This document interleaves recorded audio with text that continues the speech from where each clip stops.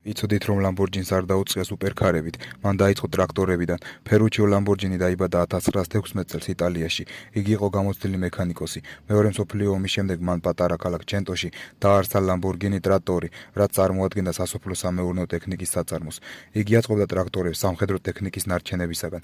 1950 წლისთვის ფერუჩიო იყო ძალიან მდიდარი და ჰყავდა მდიდრული ავტომობილები ფერარის ჩათვლით, მაგრამ როდესაც მან გააკრიტიკა ფერარის გადაბმულობა და შესთავაზა მისი გაუმჯობესება, ენცო ფერარმა უხეშად უთხრა: მიხედე ტრაქტორებს. ამ შეურაცხყოფამ ფერუჩიოს გაუჩინა ამბიციური სურვილი, შეექმნა საკუთარი მდიდრული სპორტული ავტომობილი და 1963 წელს მან დააარსა ავტომობილი ლამბორგინი, ხოლო 1964 წელს გამოუშვა ლამბორჯინი 350 GT, რამაც გააოცა მსოფლიო თავისი სტილითა და პერფორმანსით.